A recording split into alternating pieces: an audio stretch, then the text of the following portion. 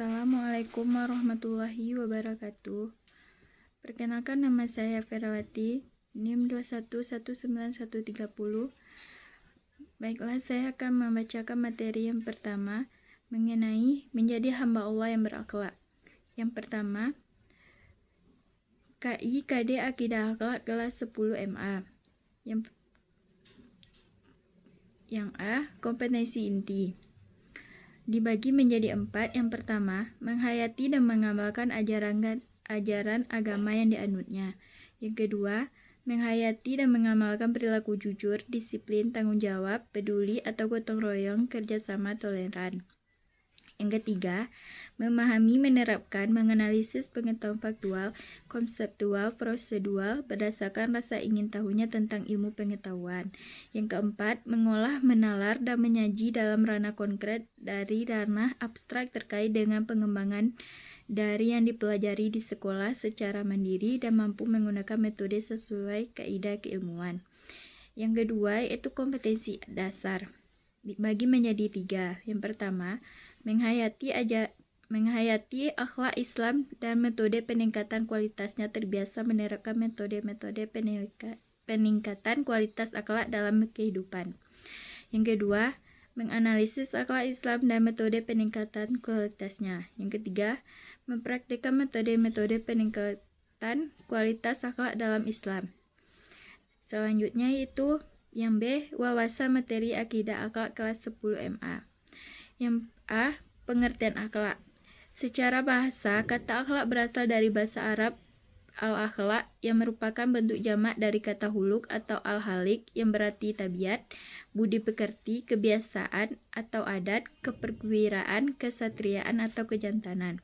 Sedangkan pengertian secara istilah, akhlak adalah suatu keadaan yang melekat pada jiwa manusia yang melahirkan perbuatan-perbuatan yang mudah tanpa melalui proses pemikiran, pertimbangan, atau penelitian. Syaratnya yaitu ada 2. Yang pertama, perbuatan itu dilakukan berulang-ulang. Kalau perbuatan itu dilakukan hanya sekali saja, maka tidak dapat disebut akhlak. Misalnya pada suatu saat, orang yang jarang berderma tiba-tiba memberikan uang kepada orang lain karena alasan tertentu.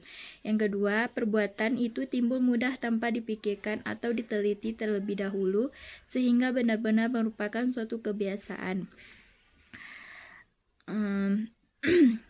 Mungkin itu saja. Assalamualaikum warahmatullahi wabarakatuh. Nama saya Ummi Nur Atika, NIM 2119131. Baiklah, saya akan melanjutkan hasil diskusi makalah kami. Bagian yang kedua yaitu macam-macam akhlak. Yang pertama, akhlak waidiyah. Akhlak waidiyah adalah norma yang mengajarkan kepada manusia dengan berpedoman kepada olah pikir dan pengalaman manusia. Manusia dengan menggunakan akhlaknya berpikir dan bertindak ke arah yang baik dan benar dengan menjadikan akal sebagai rujukan dan perbuatan kehidupan sehari-hari. Selanjutnya, akhlak Islam. Norma keagamaan adalah akhlak yang mengajarkan akhlak kepada manusia dengan mengambil tuntunan yang telah diberikan oleh Allah Subhanahu wa Ta'ala dan Rasulullah dan Al-Quran dan hadis. Dengan demikian, akhlak ini mempunyai 2 macam sanksi apabila dilanggar. Yang pertama adalah sanksi dari Tuhan bersifat gaib, dan yang kedua adalah sanksi yang datang dari masyarakat, yaitu sesama manusia. Adapun ciri-ciri akhlak Islam adalah kebaikannya bersifat mutlak. Yang selanjutnya, kebaikan bersifat menyeluruh. Yang ketiga, kewajiban yang harus dipatuhi. Selanjutnya, pengawasan yang menyeluruh. Selanjutnya, cara meningkatkan kualitas akhlak. Peningkatan kualitas akhlak pentingnya dilakukan untuk mencapai kemuliaan hidup. Kualitas akhlak, kemuliaan sudah menjadi tujuan dan diutus Nabi Muhammad SAW. Sesuai dengan sabdanya, sesungguhnya aku diutus menyempurnakan akhlak mulia. Rasulullah SAW sendiri merupakan figur ideal dan contoh kepribadian utama yang bisa dijadikan teladan. Laqad kana lakum fi Rasulillahi uswatun hasanatun liman kana yarjullahu wal yawmil akhir wa zakarallahu katsira. Terdapat dalam Quran surah Al-Ahzab ayat 21 yang artinya, sesungguhnya telah ada pada diri Rasulullah itu suri tauladan yang baik bagimu, yaitu bagi orang yang mengharap rahmat Allah dan kedatangan hari kiamat, dan dia banyak menyebut nama Allah.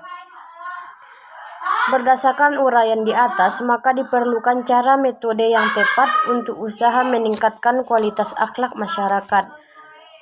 Metodenya antara lain melalui perumpamaan atau tamsil. Kualitas akhlak bisa ditingkatkan melalui metode perumpamaan. Perumpamaan ini bisa diambil dari kandungan ayat-ayat Al-Quran. Tujuannya adalah agar menjadikan perumpamaan itu sebagai pedoman dan melaksanakan tugas-tugas kemanusiaan. Yang selanjutnya melalui keteladanan, yaitu uswatun hasanah. Kebutuhan keteladanan sudah menjadi fitrah setiap orang. Karena itu, setiap pribadi hendaknya bisa menjadi teladan bagi orang yang lain dari usaha meningkatkan kualitas akhlak. Selanjutnya, melalui latihan dan pengalaman. Sebagaimana diketahui, Islam adalah agama yang menuntut utamanya agar mengerjakan amal saleh yang diridhoi Allah Subhanahu wa taala. Menuntut kita supaya mengarahkan tingkah laku, naluri dan kehidupan ini sehingga dapat mewujudkan perilaku dan akhlak yang baik. Selanjutnya, melalui ibrah atau maidah. Ibrah artinya kondisi yang memungkinkan orang bisa sampai dari pengetahuan yang konkret kepada pengetahuan yang abstrak. Selanjutnya, peran orang tua atau pendidik yang lain dalam hal ini adalah berusaha melatih anak untuk merenungkan keajaiban yang diciptakan Allah, terutama yang ada di sekitar kita. Dengan begitu, diharapkan membawa kepribadian anak-anak ke arah yang baik. Dengan demikian, semakin mengakui kebesaran dan kekuasaan Allah Subhanahu wa taala.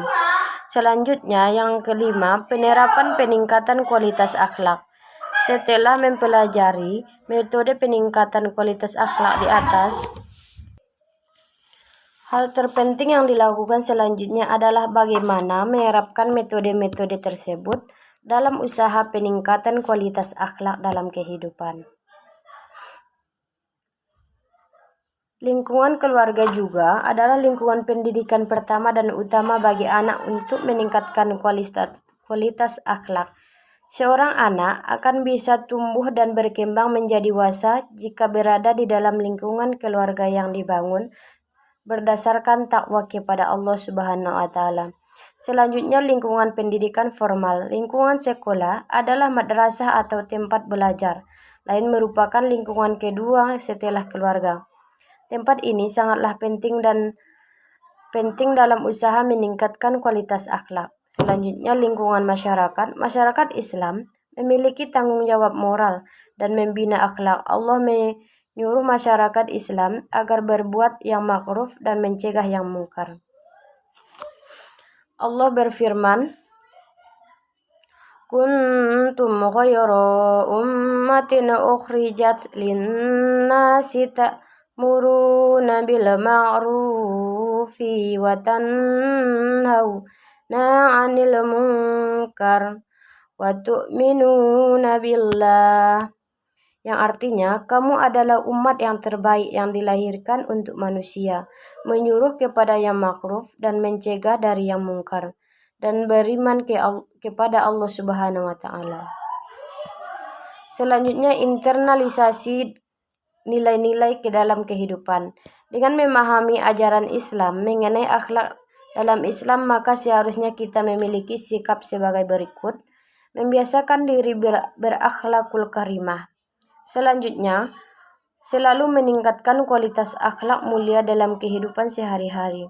selalu menghindari akhlak tercela, sadar bahwa akhlak mulia adalah bagian penting dari ajaran Islam, berusaha menjadikan diri sebagai sosok yang pantas diteladani. Sekian dari saya, kalau salah mohon maaf. Wassalamualaikum warahmatullahi wabarakatuh.